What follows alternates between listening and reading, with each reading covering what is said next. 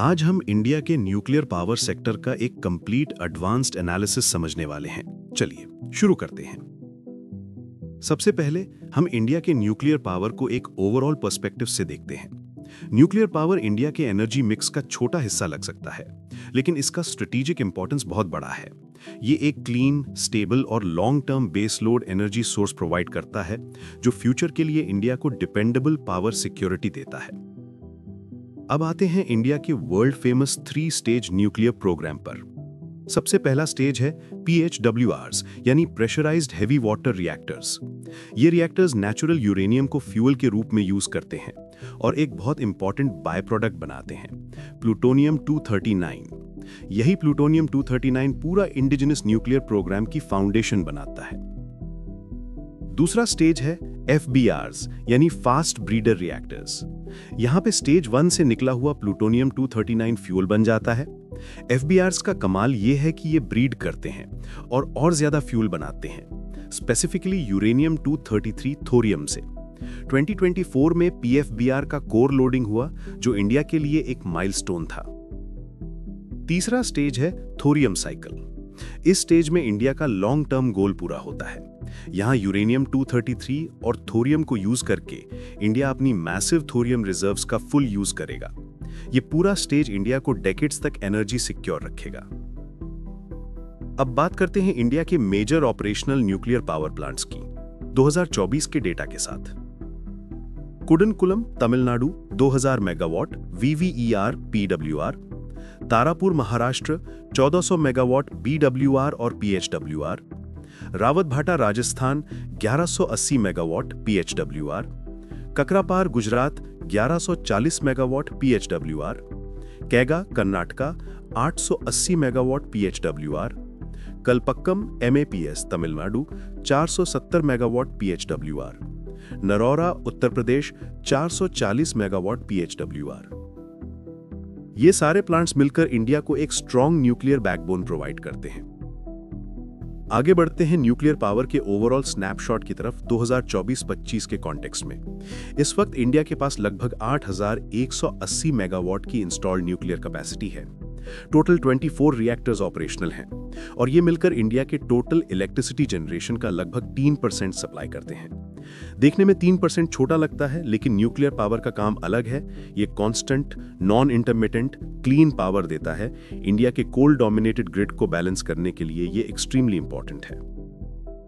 अब बात करते हैं ग्रोथ की 2014 से 2024 तक। 2014 में इंडिया की न्यूक्लियर कैपेसिटी थी 4780 मेगावाट। 2024 तक ये बढ़कर 8180 मेगावाट हो गई। आने वाले टारगेट्स काफी एम्बिशियस हैं।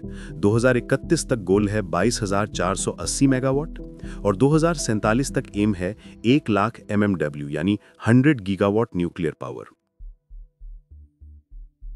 आगे इंडिया के इलेक्ट्रिसिटी मिक्स को समझते हैं FY 2024-25 के हिसाब से।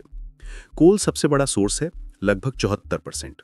रिन्यूएबल्स जैसे सोलर और विंड अराउंड 11%, हाइड्रो पावर लगभग 7%, गैस और अदर सोर्सेज अराउंड 5% और न्यूक्लियर पावर लगभग 3%। यानी न्यूक्लियर छोटा हिस्सा है, लेकिन ग्रिड स्टेबिलिटी का बैकबोन बनकर काम करता है। फ्यूचर पाइपलाइन भी काफी एक्साइटिंग है, क्योंकि इंडिया में मल्टीपल रिएक्टर्स कंस्ट्रक्शन स्टेज में हैं। Kudankulam units 3 and 4 2000 megawatt, Kakrapar units 3 and 4 1400 megawatt, Rawatbhata units 7 and 8 1400 megawatt, Gorakhpur units 1 and 2 1400 megawatt, PFBR Kalpakkam 500 megawatt. तो टोटल 7000 मेगावाट से ज्यादा कैपेसिटी अंडर कंस्ट्रक्शन है। इससे इंडिया का न्यूक्लियर लैंडस्केप ड्रामेटिकली एक्सपैंड होने वाला है। आगे चलते हैं इंडिया के नेट जीरो विजन की तरफ। इंडिया का लॉन्ग टर्म गोल है कि 2047 तक न्यूक्लियर कैपेसिटी को कम से कम 100 गीगावाट तक ले जाया जाए। यह टारगेट नेट जीरो बाय 2070 के ब्रॉडर नेशनल प्लेज का इंपॉर्टेंट कंपोनेंट है।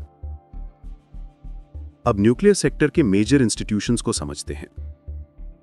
NPCIL nuclear power corporation of India limited. ये कमर्शियल रिएक्टर्स का डिजाइन, कंस्ट्रक्शन और ऑपरेशन हैंडल करता है। भाविनी भारतीय नाभिकीय विद्युत निगम लिमिटेड। ये फास्ट ब्रीडर रिएक्टर प्रोग्राम को ही एक्सक्लूसिवली हैंडल करता है, जैसे PFBR। AERB atomic energy regulatory board, ये इंडिपेंडेंट रेगुलेटर है जो न्यूक्लियर, रेडियोलॉजिकल और इंडस्ट्रियल सेफ्टी इंश्योर करता है। अब फ्यूल स्ट्रैटेजी को समझते हैं, यूरेनियम और थोरियम का पूरा साइकिल। यूरेनियम के केस में इंडिया के डोमेस्टिक रिजर्व्स लिमिटेड हैं, इसलिए PHWR फ्लीट डोमेस्टिक प्रोडक्शन के साथ साथ इंपोर्टेड यूरेनियम पर भी डिपेंड करती है। NSG वेवर के बाद इंपोर्ट्स पॉसिबल हुए और यही इंपोर्ट स्टेज 2 के लिए प्लूटोनियम इन्वेंट्री बनाने में क्रिटिकल हैं। थोरियम के केस में इंडिया दुनिया के सबसे रिच थोरियम रिजर्व्स में से एक रखता है, अप्रॉक्स 25%। थोरियम डायरेक्ट फ्यूल नहीं होता है, पर फास्ट ब्रीडर रिएक्टर्स में कन्वर्ट होकर यूरेनियम 233 बनता है। यही स्टेज 3 का long term energy independence model है। आखिर में चैलेंजेस और सॉल्यूशंस।